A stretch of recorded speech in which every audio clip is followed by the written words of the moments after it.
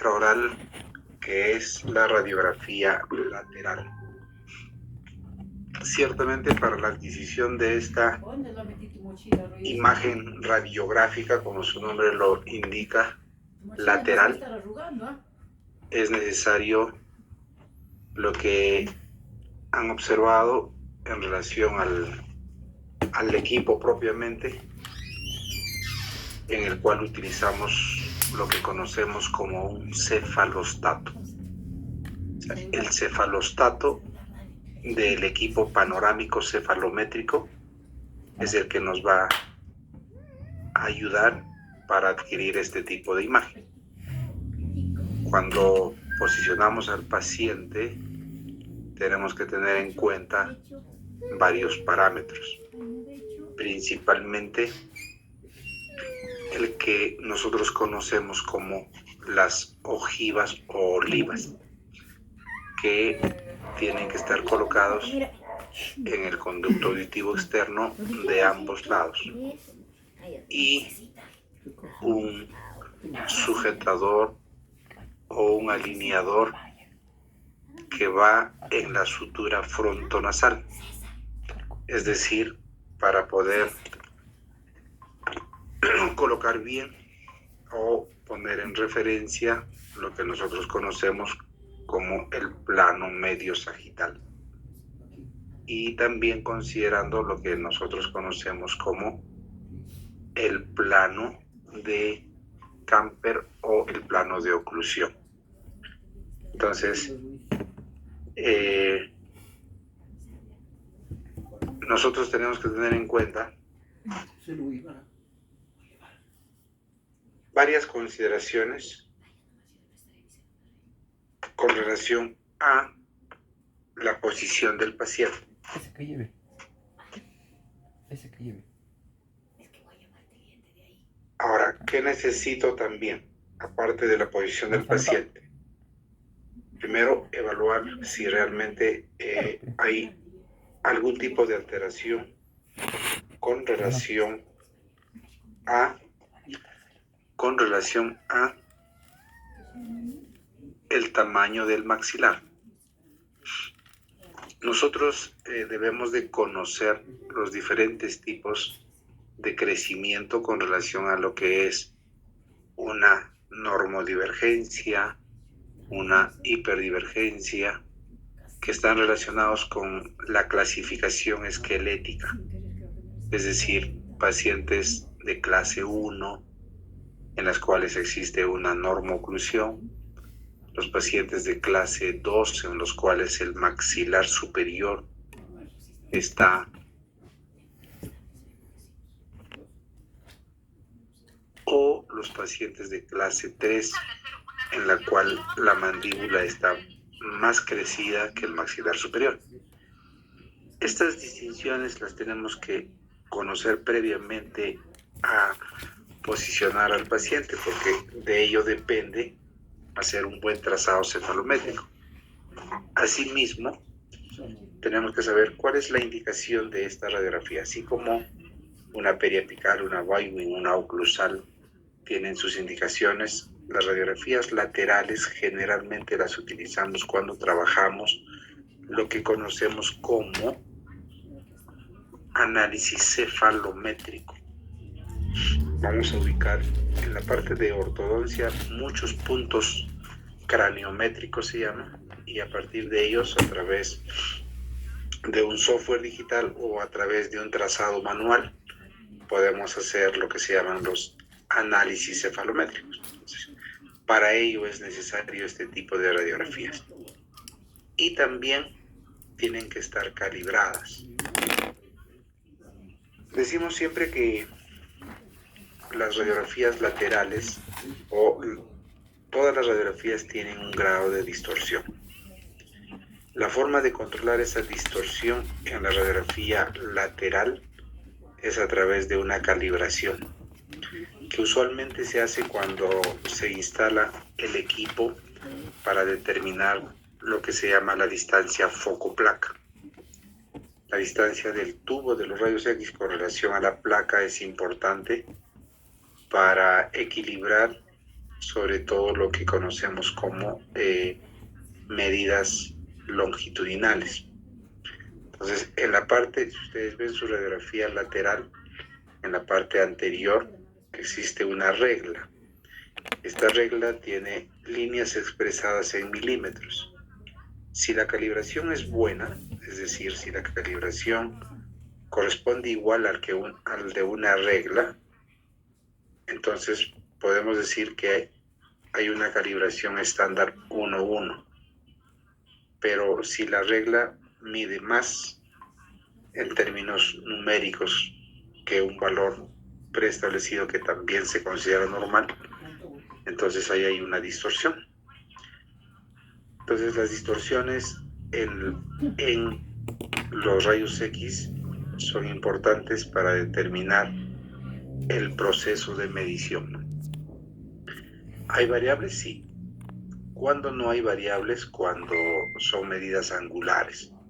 Obviamente, los ángulos en cualquier plano del espacio que ubiquemos aquí van a ser iguales, así sean ubicados en otros. Es decir, si yo determino un ángulo de 15 o 20 o 30 grados en una imagen pequeña o mediana o grande, estas van a ser iguales.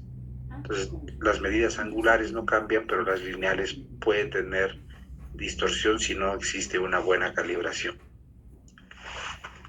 Dicho todo esto, como preámbulo a lo que es la anatomía que vamos a reconocer, entonces la importancia de la radiografía lateral está en que nos permita a nosotros determinar primero una simetría, es decir, que los trazos del reborde basal de un lado con respecto a otro lado estén uniformes, es decir, que exista una línea uniforme, una banda uniforme desde la sínfisis del mentón hasta el ángulo y la rama ascendente.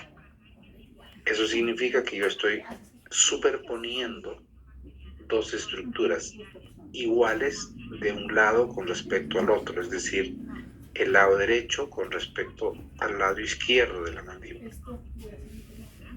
Si existe una variante, es decir, existe a nivel del reborde basal dos líneas, tenemos que tener en cuenta dos consideraciones.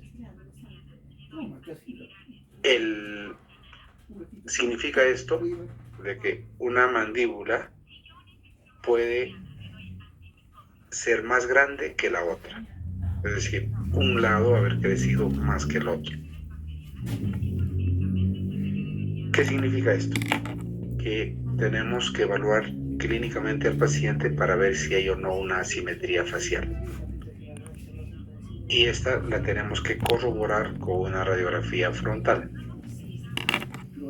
Entonces, las asimetrías faciales no siempre nos van a permitir distinguir una sola línea en una radiografía lateral.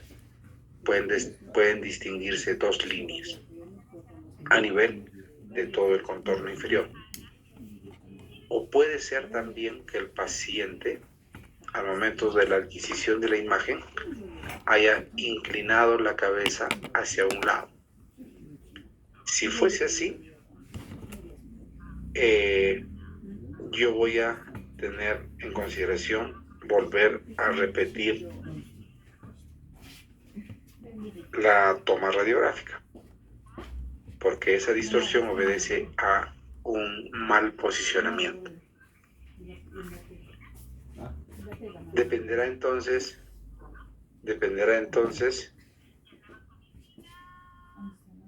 de mi evaluación que yo pueda repetir o no una toma radiográfica, cuando lo considere necesario, es decir, cuando existe una sospecha de que no hay asimetría facial y yo estoy viendo dos líneas a nivel del borde. Puede ser que exista una asimetría facial y entonces existe una explicación lógica a que aparezcan estas dos líneas. Entonces, dicho esto, tengo que tener en cuenta para el trazado cefalométrico estas consideraciones, ¿no? que tiene que ser una radiografía lateral estricta, en la cual, ¿no?, se superponen ambos maxilares, tanto de un lado como del otro, en un solo plano. Asimismo, vamos a tener que observar todo el perfil del tejido blando. Esto significa desde la parte del tercio medio, es decir, la región nasal, el tercio inferior, la parte labial y la parte del mentón. Y hacia la parte posterior, las primeras vértebras cervicales. Generalmente hasta la quinta o sexta vértebra podemos observar. Esto con la consideración de que en el momento en que yo tenga que evaluar crecimiento y desarrollo, es decir, parámetros desde el punto de vista cefalométrico, también nos permiten evaluar, uno, considerando lo que son el desarrollo de las vértebras cervicales. Entonces existe un estudio de Bachetti, por ejemplo, que evalúa el crecimiento y desarrollo de las vértebras cervicales en comparación con el crecimiento y desarrollo respecto a la edad cronológica. Entonces, ¿es importante este tipo de radiografía? Sí. El valor que nosotros le demos a esta radiografía va a depender de cómo la vamos a usar y para qué la vamos a usar.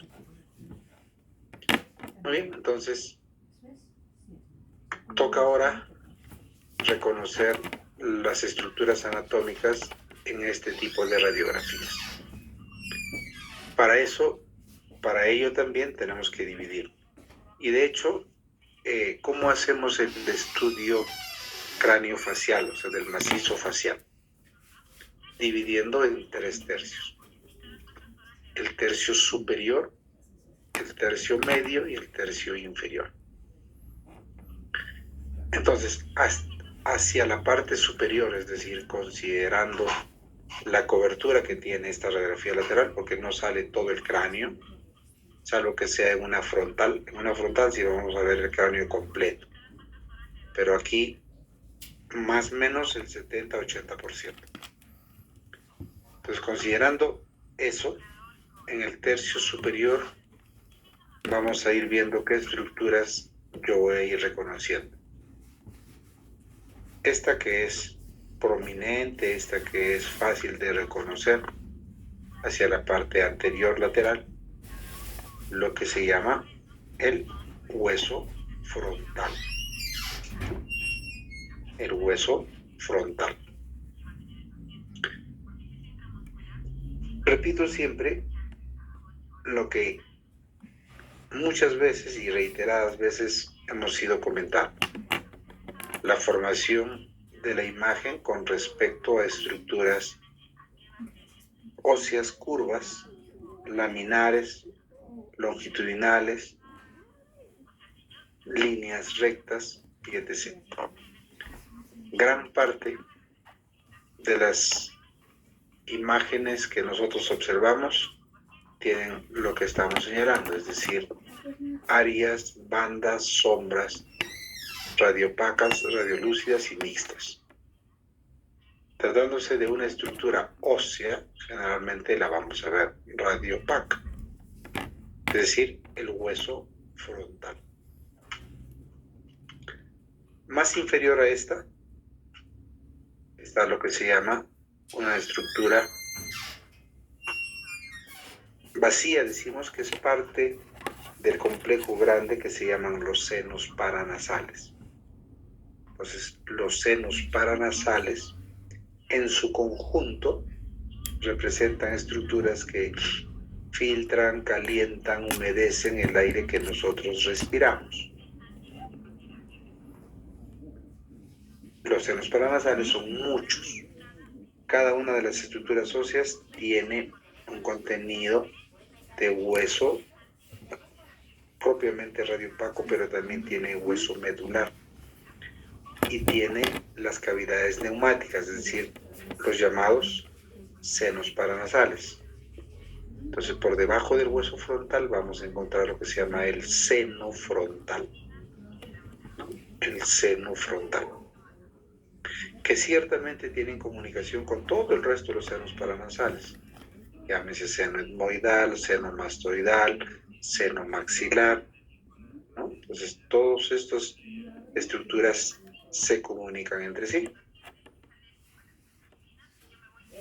Hacia la parte más inferior del hueso frontal vamos a encontrar otra estructura ósea, la que nosotros conocemos como el hueso nasal.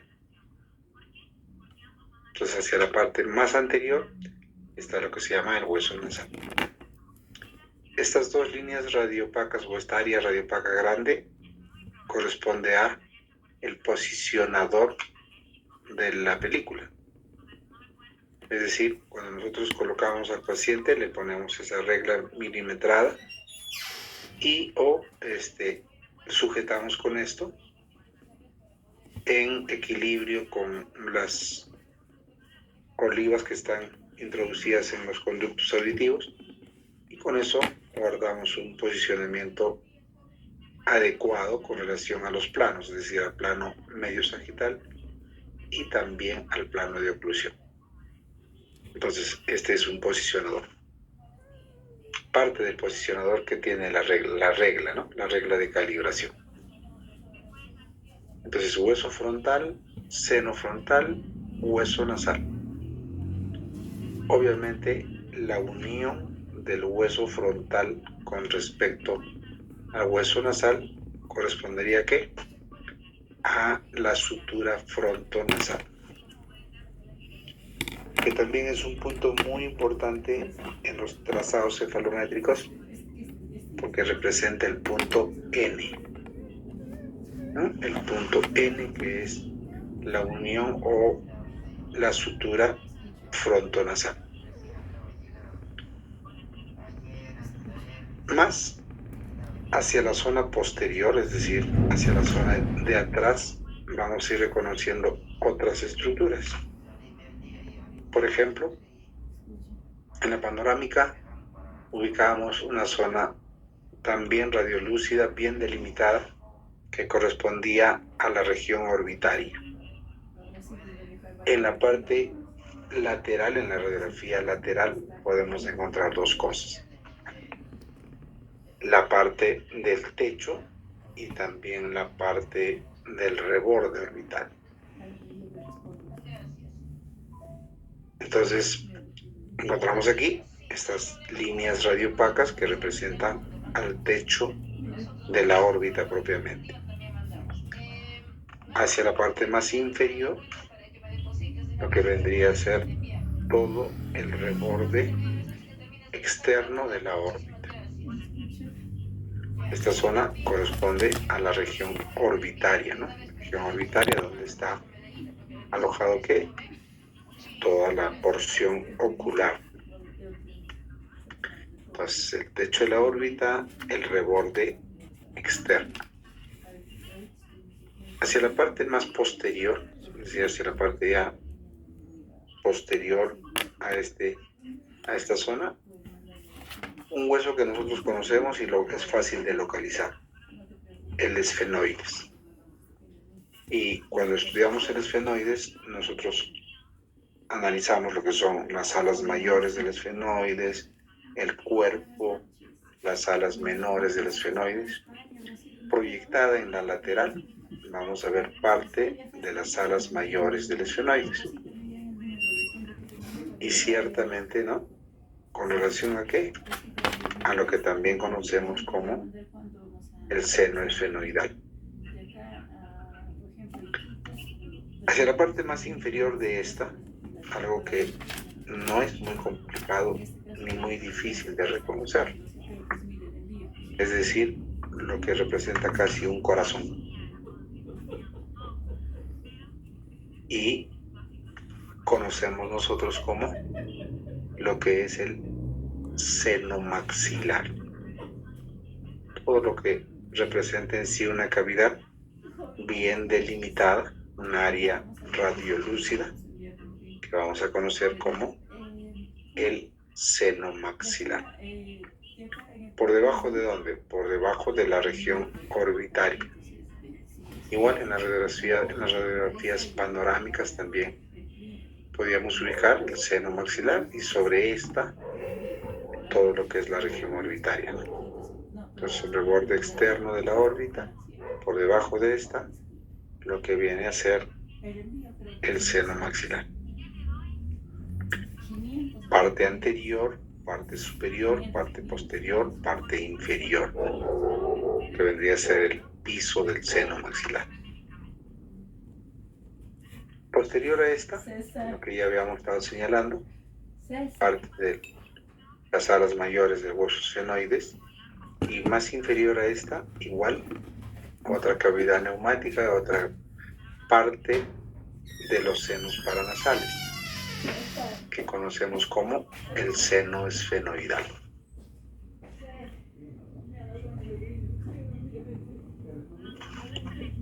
Entonces, áreas radiolúcidas distintas de las áreas radiopacas, envueltas ciertamente, ¿no?, delimitadas por líneas, ¿no?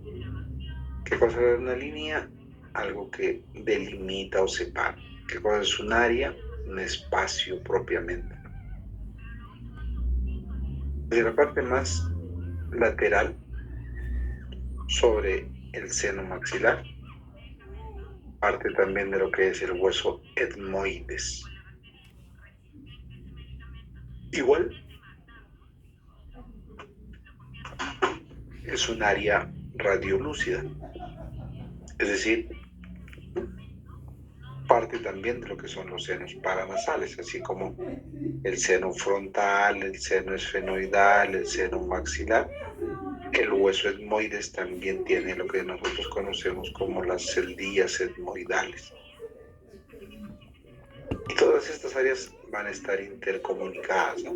Entonces, cuando evaluamos pacientes que tienen problemas crónicos tipo sinusitis, a veces no solo se extiende al seno maxilar, sino a todos los senos paranasales.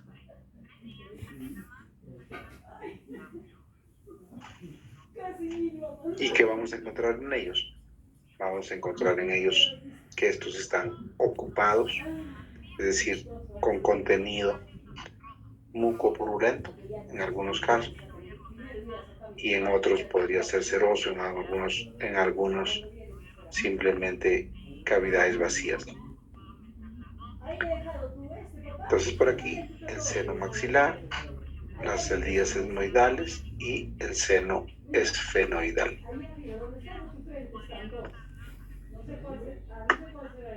Hacia la parte más inferior a esta y posterior también, una estructura muy importante que vamos a ir reconociendo, y en anatomía era muy fácil de reconocer. Esto que nosotros conocemos como la silla turca. Y cuando estudiamos esta zona que se llama la silla turca, ¿qué cosa reconocíamos? Lo que se llaman las apófisis clinoides. Las apófisis clinoides tanto anterior como posterior, ¿no? Cuando estudiamos nosotros y cuando estudiamos siempre anatomía topográfica por regiones, esta es muy fácil de reconocer. Y obviamente es lo que corresponde ¿a qué? A la silla turca. Y ahí, ¿qué cosas reconocemos? Las apófisis clinoides anterior, las apófisis clinoides posteriores. Ahora, esta zona también es importante porque de la intersección de estas apófisis en la parte central propiamente, vamos a ubicar el punto que conocemos como el punto S.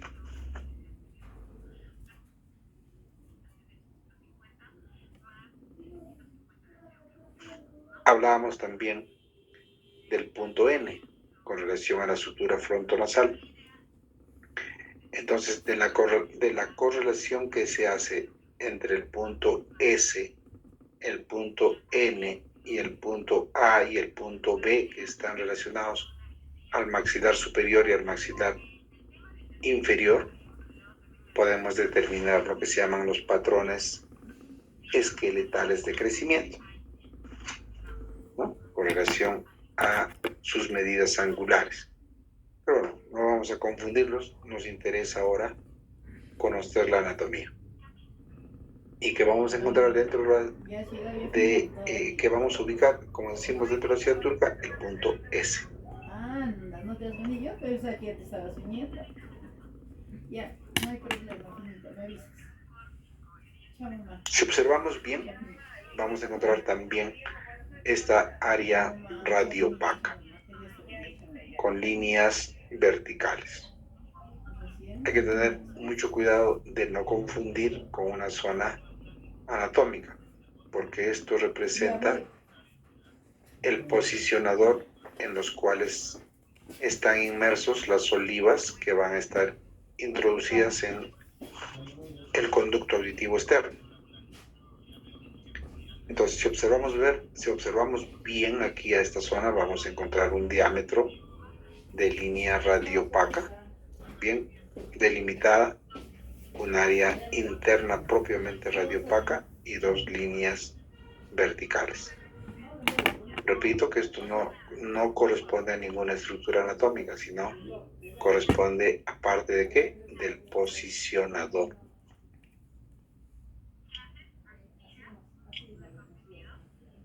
Mucho cuidado con eso porque a veces queremos señalar estructuras que no son y las que no corresponden. Entonces, repito, estos son parte o elementos del posicionador. Así como en la radiografía panorámica sale, ¿no?, la parte del posicionador en la región anterior entre los incisivos, igual aquí. Esta área radiopaca representan los puntos de coincidencia de las olivas de un lado con respecto al otro lado. Por eso es que hay una coincidencia a este nivel y también a nivel del borde basal. Posterior a estas sí vamos a encontrar áreas radiolúcidas. Y estas áreas radiolúcidas representan dos estructuras. Por ejemplo, el conducto auditivo interno y el conducto auditivo externo. Repito, ¿no?, vamos a encontrar sí áreas radiolúcidas en toda esta zona y cómo las ubicamos o cómo las referimos o cómo las anotamos, como el conducto auditivo interno y el conducto auditivo externo.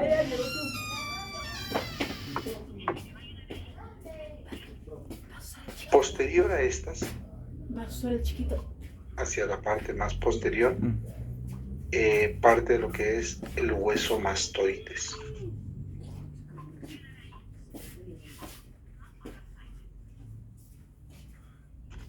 Entiéndase también que, ¿no?, que el hueso mastoideo o el hueso mastoides tiene también lo que nosotros conocemos como las celdillas mastoideas.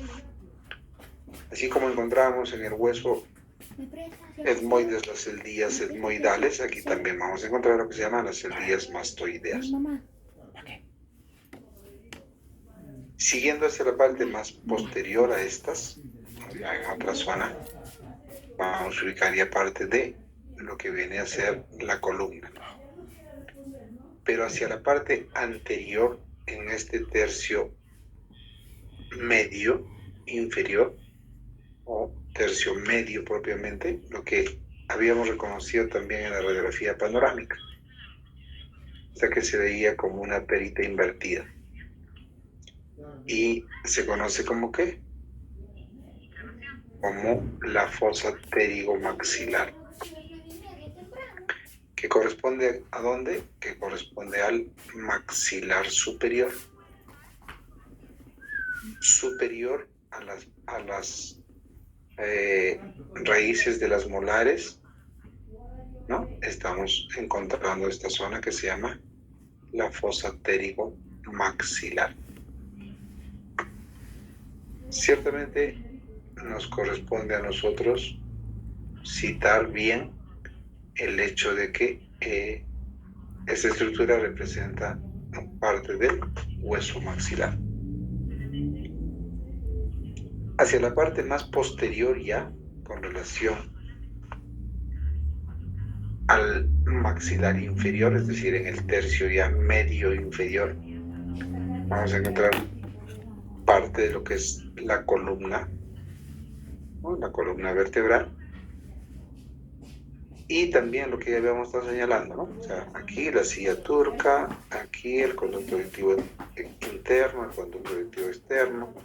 Esto representa la coincidencia de las olivas puestas al paciente, pero debajo de esto que conocemos como una apófisis, como un crecimiento de tipo triangular aquí, y esto delimita lo que es la apófisis basilar. Apófisis basilar superior a las primeras vértebras cervicales. Cuando nosotros estudiamos nuestra anatomía, nuestro cráneo, existe un agujero muy grande con relación a lo que es la separación del cráneo con respecto a la columna, o por donde bajan todo lo que son los paquetes vasculonerviosos y también toda la cadena pulmonar y nerviosa. Entonces lo que es el agujero magno, el agujero magno, siendo una cavidad, un agujero, como lo vamos a ver, como un área radiolúcida. Posterior a esta, o inferior también, parte ya de lo que es debajo del agujero magno, las primeras vértebras cervicales. La primera que conocemos como atlas y la siguiente que conocemos como axis, ¿no? Entonces, las primeras vértebras cervicales, obviamente, ¿no? El atlas y el axis. ¿Por debajo de dónde? Por debajo del agujero magno, ¿no? El agujero más grande que tiene el cráneo. Posterior a esta, también existe lo que se llama entre la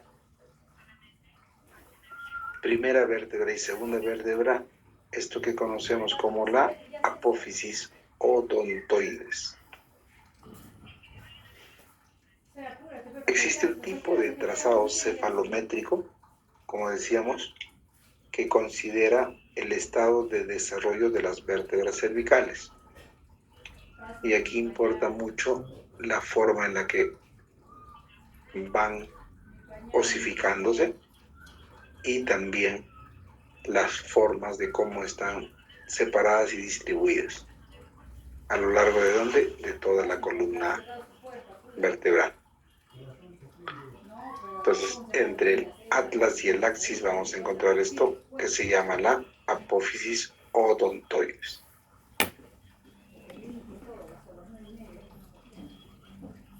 De la parte anterior ya de la columna, parte de lo que ya nosotros conocemos y representa, ¿qué cosa? El maxilar inferior.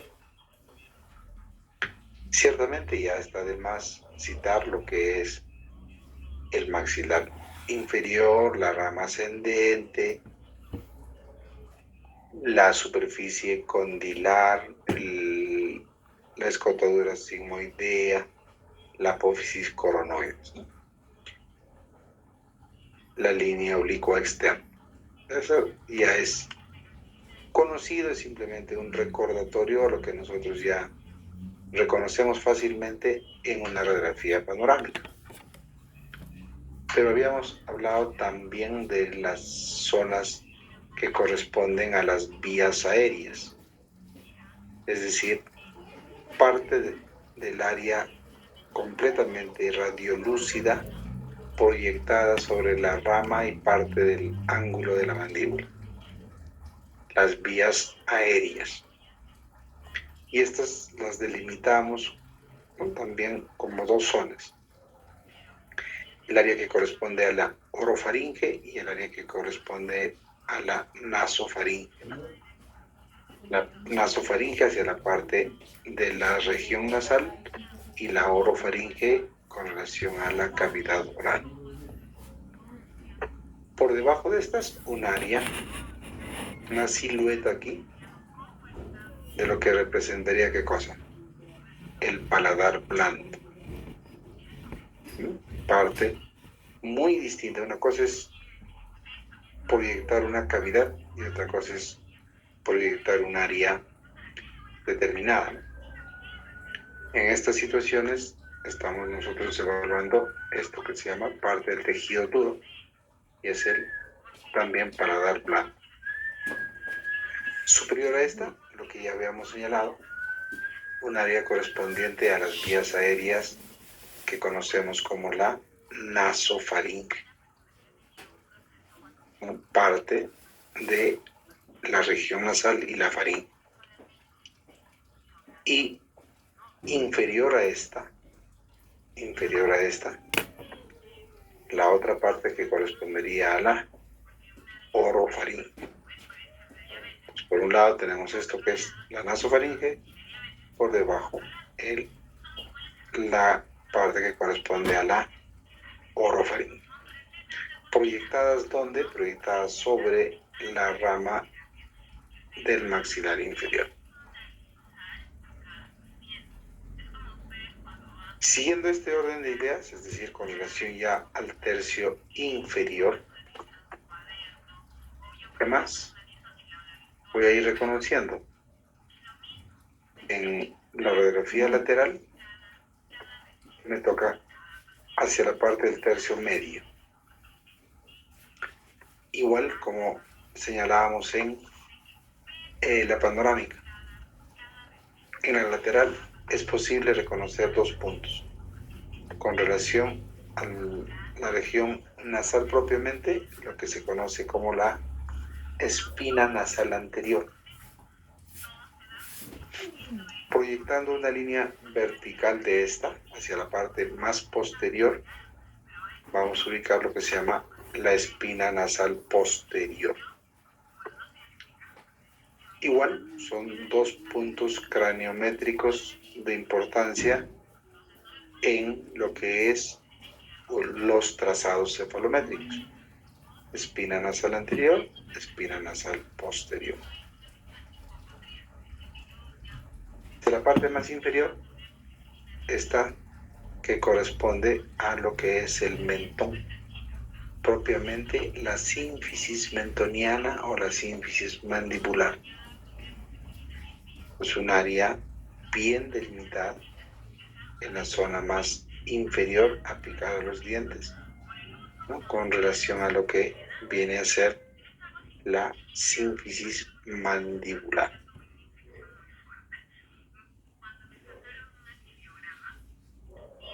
Y inferior a todo lo que ya habíamos señalado, incluyendo en la radiografía panorámica esto que es el hueso hyoides. Y también habíamos señalado las proyecciones de los tejidos blandos, es decir, la proyección, ¿no?, lineal de lo que vendría a ser todo la parte blanda del mentón, la parte labial, ¿no?, la parte labial superior e inferior, y parte de el perfil nasal. ¿Y esto por qué es importante? Porque cuando nosotros evaluamos una radiografía lateral en su contexto amplio, también tenemos que evaluar lo que son los tejidos blandos, porque hay un tipo de análisis que se refiere estrictamente a lo que son análisis de los tejidos blandos, propiamente los llamados análisis faciales. Una cosa es evaluar las estructuras óseas, otra es evaluar los tejidos blandos.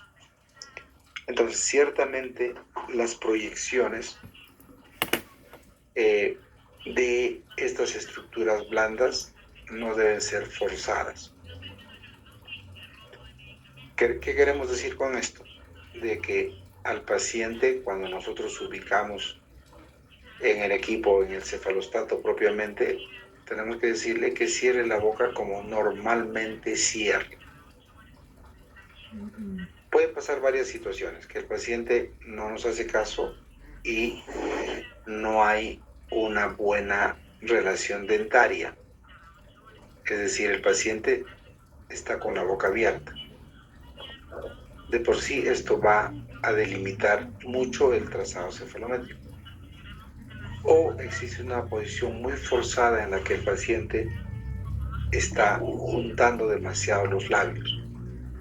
Y bajo esa consideración, el análisis de tejidos blandos se va a ver afectado. Entonces, estos detalles son importantes cuando nosotros requerimos este tipo de radiografías. ¿No? Entonces, repito nuevamente, una cosa es evaluar los tejidos blandos, otra cosa es evaluar los tejidos óseos y otra cosa es evaluar también la columna vertebral. Que se puede hacer un conjunto de todos estos, o sea, es decir, un consolidado de estos estudios y parámetros, sí, ¿no? Algunos trabajan con perfiles de tejido blando, estructuras óseas y columna. Algunos solo trabajan con perfiles de tejido blando y estructuras óseas. Eso ya dependerá de la condición y la posibilidad de estudio del ortodoncista, ¿no? Entonces, esas consideraciones tenemos que tenerlas muy, muy en cuenta. Cómo están proyectadas tanto las estructuras duras, las estructuras de tejido blando y sobre todo todos los parámetros de referencia que hemos estado señalando, ¿no? Con relación propiamente a las estructuras anatómicas. Muy bien, ¿alguna consulta, alguna duda, alguna pregunta con relación a lo que es anatomía lateral?